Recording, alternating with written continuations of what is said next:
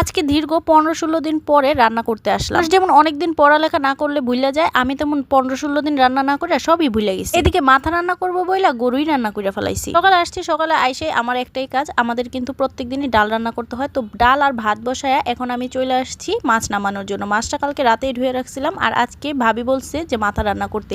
আমাদের জালেরা কেউ এই কুরবানিদের সময় বাপের বাড়ি যায় না, কারণ সবাই মিলেই গরুর মাংসটা খাবে। তো আমি যেহেতু বেড়াতে চলে গেছিলাম, আমার জালেরা মাথাটাতে এগুলো খায় নাই, গরুর মাংস খাইছে, মাথা কলিজা এগুলো খায় নাই, ভুড়ি টুড়ি খায় নাই। তো আমি যেদিন আসছি ওই দিন ভুড়ি রান্না করা হয়েছে। তো আজকে আমার রান্না ছিল, ভাবি বলছে গরুর মাথাটা রান্না করতে। এই গরুর মাথাটা নামায়া ফেলছি। এদিকে সকালের জন্য আমি ভাজি করলাম, আর বেশি করে পেঁয়াজ নিয়ে নিচ্ছি, কারণ যেহেতু গরুর মাথা রান্না করব অনেক পেঁয়াজ রান্না লাগবে, সেজন্য আমি বেশি করে পেঁয়াজ কেটে নিচ্ছি। আর এদিকে আমার ডালটা ফুটে গেছে। তো ডাল ফুটে যাওয়ার পরে এখানে আমি আম ডাল দিচ্ছি। অনেকদিন পরে নাকি আম ডাল রান্না করা হচ্ছে, মানে এতদিন আম পায় নাই, কাঁচা আম। তো কালকে রাত্রে আমার ভাসুর আম নিয়ে আসছে, তাই আম ডাল রান্না করলাম। আর এদিকে এখন সকালের জন্য ডাল ভাজি করে নিব। এভাবে ডাল ভাজি করলে কিন্তু অনেক বেশি মজা লাগে, আমার কাছে তো ভালো লাগে। তো আমি ডাল ভাজিটা বসাই দিয়া এদিকে আবার চিচিঙ্গা ভাজি করব। চিচিঙ্গার মধ্যে ডিমও দিব। ডিমের ভিডিওটা নিতে মনে নাই। চিচিঙ্গা ভাজিটা আমাদের বাসায় সবাই অনেক বেশি পছন্দ করে।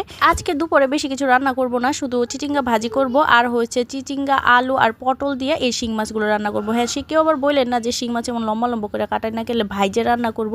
যেহেতু দেখা যায় কি কাইটা রান্না করলে সবাই পেটির ডাল খেলায়, লেঞ্জা আর মাথা কেউ খায় না, সেজন্য আমি কি করি সবসময় এমন লম্বা লম্বা করেই এখন ভাইজা নিব। মানুষ হিসাবে 17টা মাছ নিছি, 17 জনের জন্য। আমরা যেহেতু 17 জন মানুষ, বাচ্চা টাচ্চা নিয়ে মাছগুলো ভাইজা নিলাম ভালো করে। আর শিং মাছ ভাজতে লইলে কিন্তু অনেক বেশি একদম মানে ছিটে, তো সাবধানেই ভাজতে হয়। তারপরে যে শিং মাছের তেলটা ছিল ওইটা দিলাম, আর পরিমাণ মতো আরেকটু তেল দিলাম, পেঁয়াজ দিয়ে এখন ভালো করে আমি এটা কষায় নেব। কষায় নিয়ে তারপরে এখানে আমার যে কাইটে রাখছি এই যে সবজি টবজিগুলা ওগুলো দিয়ে দিলাম। আজকে অনেক দিন পরে রান্না করতেছি। কালকে আমার রান্না ছিল, কিন্তু কালকে রান্না করতে পারিনি, কালকে প্রচুর মাথা ব্যথা ছিল। তো আজকে রান্না করতেছি। এদিকে প্রায় 12টা বাজে গেছে, আর আমার বড়জালা আসছে। বড়জালা এসে বলতেছিল যে তোমার আমি গরুগুলো কাইটা দিই, তুমি যেহেতু পেঁয়াজ টেয়াজ কাইটা ফেলাইছো। তারপরে এখন কাটতে গিয়ে দেখে এটা তো মাথা না, এটা তো গরুর মাংস।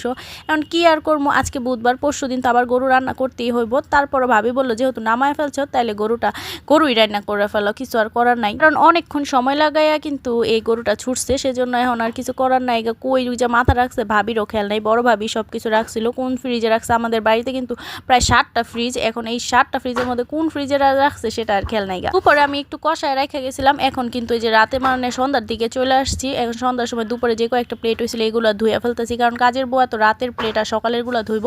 আর এদিকে কিন্তু আমার গরুটাও রান্না করা হয়ে গেছে প্রায়। এখন আবার হঠাৎ করে ভাবি বললো যেহেতু গরুর মাংস অল্প কয়টা আলু দাও, বাচ্চারা তো আবার আলু খাইতে পছন্দ করে, তো আলুও দিচ্ছি। আর এদিকে আমার কিন্তু রান্না হয়ে গেছে, আর ভাবি সব একদম হান্ডি পাতিল সব নিয়ে আসছে। এই যে বড় বড় যেগুলো এগুলো হয়েছে জামাই বউ মানে দুইজন করে, আর একটা এগুলো হয়েছে বাচ্চাদের।